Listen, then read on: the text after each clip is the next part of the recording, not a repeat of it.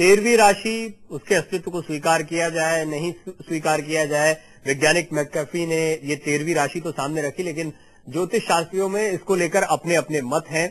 Western countries में भी इस पर बहस चल रही है और भारत में भी, क्योंकि भारत में भी सन साइन, मून साइन से आपकी राशि फलों को बताने वाले ज्योतिषाचार्य हैं और वो भी इस पर विचार कर रहे हैं। लेकिन जैसा अभी प्रेम कुमार शर्मा जी ने या डॉक्टर धवन ने यहां पर बताया है कि वो लोग इसको अभी स्वीकार नहीं कर रहे हैं, मतलब कम से कम प्रैक्टिस में इस चीज को शामिल नहीं कर रहे हैं। लेकिन अगर इसे शामिल किया जाता है और अगर इसके आधार पर राशियों को बांटा जाता है, तो जब 13 राशियां होंगी तो पहले जो राशियां चल रही थी वो सबकी राशियां बदल जाएंगी। फिर क्या फिल्मी सितारे और क्या क्रिकेटर्स इसलिए मैंने यहां पर जिक्र किया, वर्ल्ड कप सामने है और वर्ल्ड कप को लेकर चाहे वो सचिन तेंदुलकर हो, जिनका सपना रहा है और बहुत मुमकिन है वो आखिरी वर्ल्ड कप खेल रहे हों, भारतीय उपमहाद्वीप पर हो रहा है। उम्मीद जताई जा रही है टीम इंडिया जो सबसे मजबूत दावेदार मानी जा रही है वो अच्छा प्रदर्शन करेगी।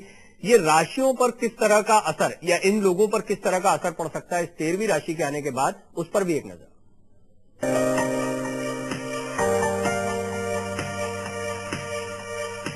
क्रिकेट के भगवान का ये सपना पूरा हो पाएगा? क्या ये चमचमाती ट्रॉफी भारत के हिस्से में आ पाएगी? ये वो सवाल है जिनका जवाब भविष्य के गर्भ में छिपा है। लेकिन राशियों में हुआ ये बदलाव अगर क्रिकेट के दिग्गजों के पक्ष में जाए तो ये सपना हकीकत भी बन सकता है। सचिन तेंदुलकर का जन्म 24 अप्रैल 1973 को हुआ था। लिहाजा पहले सचिन की राशि वृषभ थी, जो अब मेष में बदल जाएगी। भारतीय टीम के दमदार कप्तान और भारतीय एडवर्ड की पहली पसंद महेंद्र सिंह धोनी की भी राशि में बदलाव हुआ।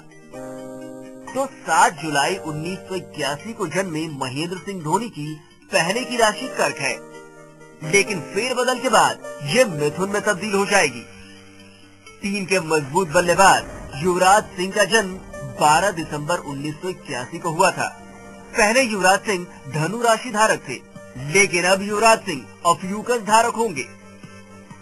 14 अक्टूबर 1981 को पैदा हुए गौतम गंभीर की पहले तुला राशि थी, लेकिन अब वो कन्या राशि में शामिल होंगे।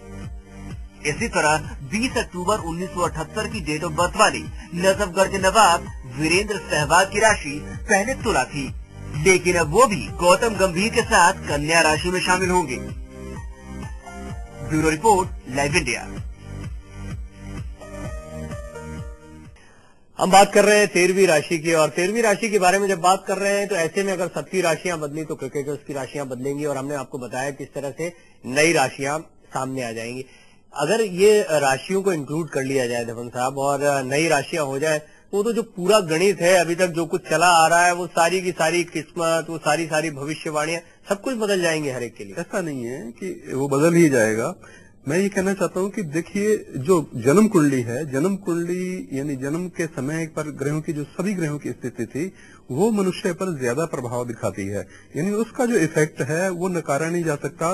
वो चंद्र कुंडली इम्पोर्टेंट इतनी भी नहीं है। चंद्र कुंडली से हम राशि को देखते हैं और नक्षत्रों को देखते हैं, उसकी ग्रह दशाएं देखते हैं, लेकिन उसका जो रोल है वो जन्म के समय के बाद जो हम कर्म करते हैं वहां पर आ जाता है। यानी कि गोचर में हम अगर कुछ देखते हैं तो वो चंद्र कुंडली से देखते हैं, लेकिन अपने पूर्व जन्मों के कर्मों के आधार पर इस जन्म में जो हमारा भाग्य है, जो हमारा भविष्य होने वाला है, वो हम सभी स्टारों से देखते हैं, सभी स्टारों के कंक्लूजन को निकालने के बाद। शर्मा साहब भी हमारे साथ मौजूद हैं। शर्मा साहब, अगर ये होता कि सिर्फ ऑफ्यूकस या 13वीं राशि शामिल हो रही है तो कोई बात नहीं, वो बीच में कहीं आ जाता, लेकिन इससे दूसरी राशियों में भी बदलाव आ रहा है, यानी दूसरी राशियां भी चेंज हो रही है और हम देख रहे हैं उससे अलग अलग लोगों की राशियां भी बदल रही हैं। ये चीज थोड़ा चौंकाने वाली और ये लोगों के सोचने का विषय भी है कि हमारी राशि कहीं बदल तो नहीं गई। बिल्कुल आपने सही कहा, लेकिन क्योंकि लोगों के दिमाग में, लोगों के सामने एक नई चीज आ गई जिसके लिए घबराहट पैदा हो गई कि ये क्या होने वाला है, क्या ये सचमुच अगर बदलाव हो गया और तब तो मैं अपने आप को स्कॉर्पियन नहीं मानता रहा, तब तो मैं लिब्रा हो गया, मेरा क्या होगा। ऐसा कुछ नहीं है।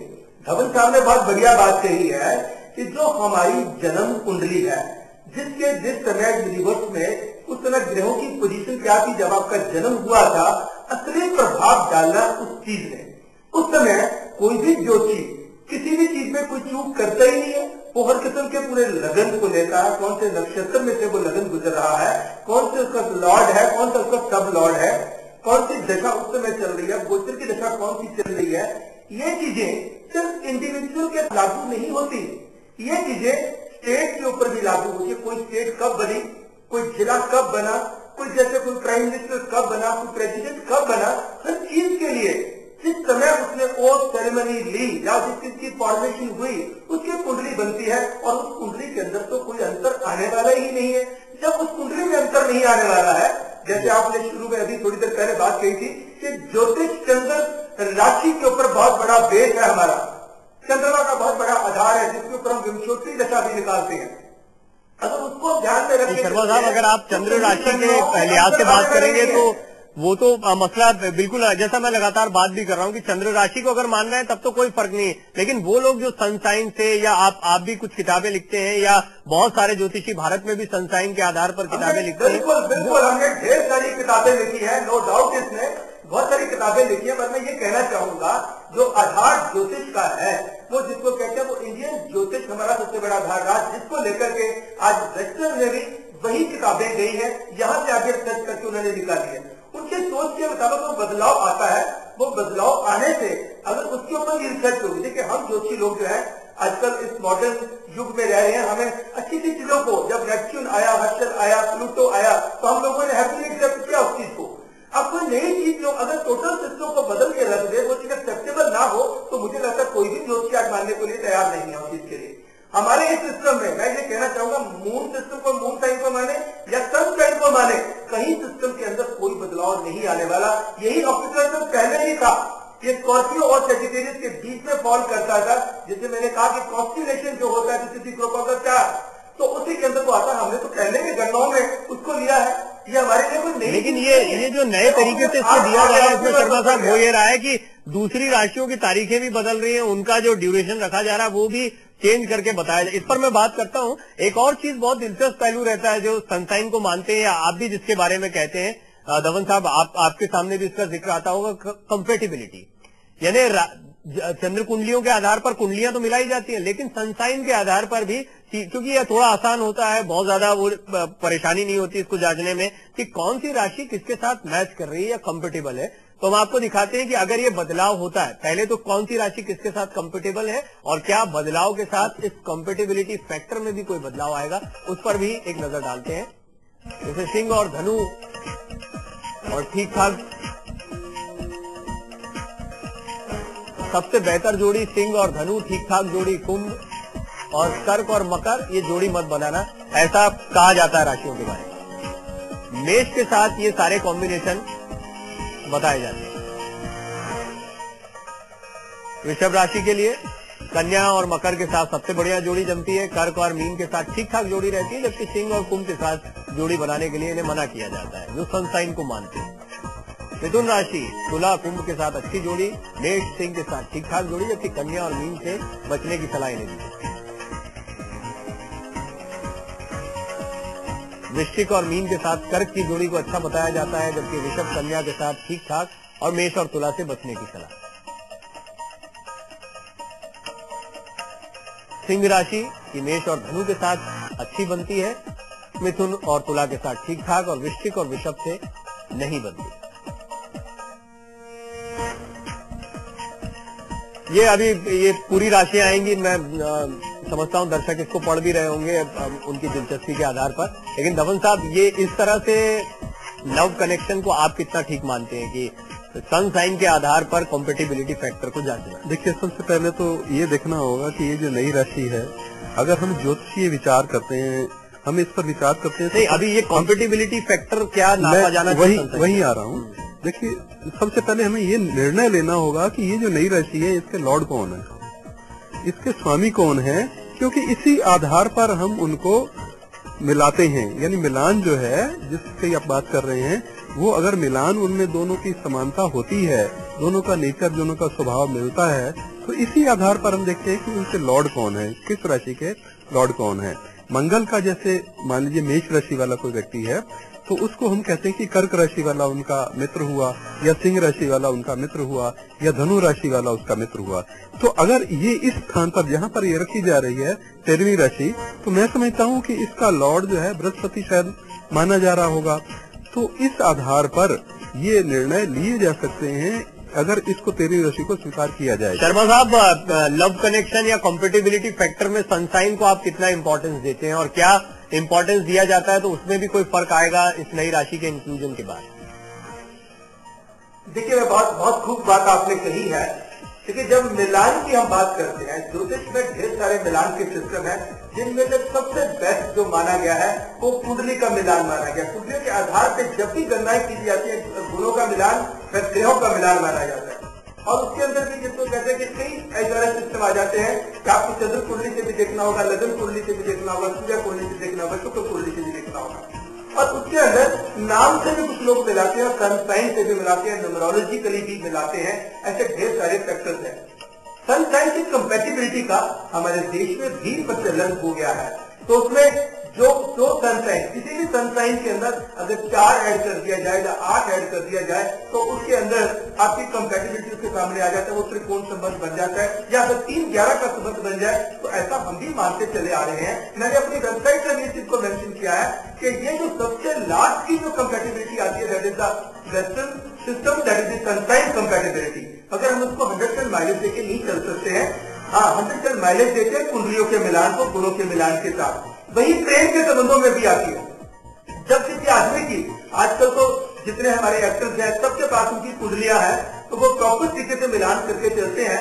तो शुक्र प्रेम का स्वामी है, शुक्र प्रेम का स्वामी, उसका शुक्र कैसा है, उसका चंद्रमा इमेजिनेशन का स्वामी है, वो कैसा, बाकी चीजें कैसी है, तो वो साथ में अगर हम मिलान कर लेते हैं तो सनसाइन कंपैटिबिलिटी को 4 चांद लग जाते हैं। तो अगर हम ये मान लें कि जिसको कहते हैं कि हमारे 12 के 12 ही सनसाइन है, 13 से ये नहीं हुआ है, 13 को सिस्टम को सुनने में अभी हो सकता है इनको इस चीज को करने में बहुत वक्त इस चीज को लग जाए, तो इसके लिए बहुत रिसर्च की जरूरत पड़ेगी। उसके लिए ऐसा लिटरेचर लेके आना होगा, जैसे अभी धवल साहब ने कहा कि अभी तो ये क्लियर करना पड़ेगा कि उसका स्वामी कौन सा है ना।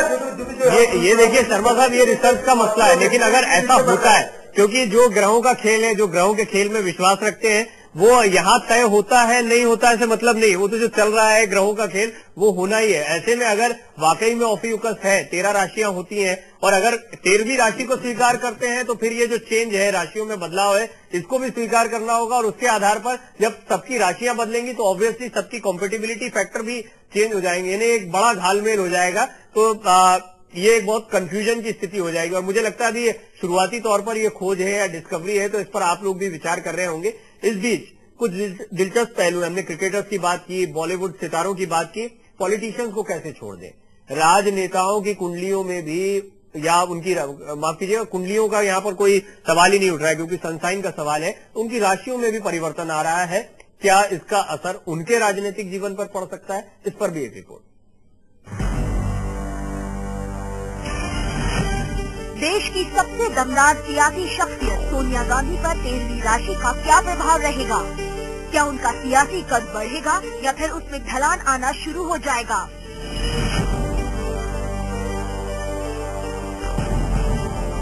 सोनिया गांधी का जन्म 9 दिसंबर 1946 को हुआ है। अभी उनकी राशि धनु थी जो ऑफियुकस हो जाएगी, यानी सोनिया गांधी नई जुड़ रही राशि धारक होंगी। प्रधानमंत्री मनमोहन सिंह का जादू भी यूं ही बरकरार रहेगा या फिर उनका करिश्मा खत्म हो जाएगा? मनमोहन सिंह का जन्म 26 सितंबर 1932 को हुआ था। पहले मनमोहन सिंह की राशि तुला थी जो अब कन्या हो जाएगी। देश की सियासत में चमकते हुए सितारे और युवा नेता राहुल गांधी की बात करें तो उनका जन्म 19 जून 1970 को हुआ था। पहले राहुल गांधी की राशि कर्क थी जो अब बदल कर वृषभ हो जाएगी।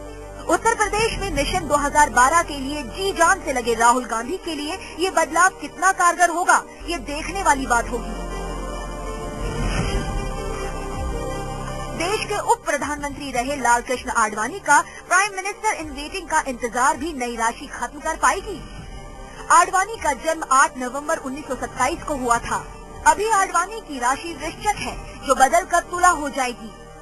सबसे सफल मुख्यमंत्रियों में शुमार गुजरात के मुख्यमंत्री नरेंद्र मोदी का जन्म 17 सितंबर 1950 को हुआ था। यानी पहले मोदी की राशि कन्या थी जो अब भी कन्या ही रहेगी। Bureau report, live India.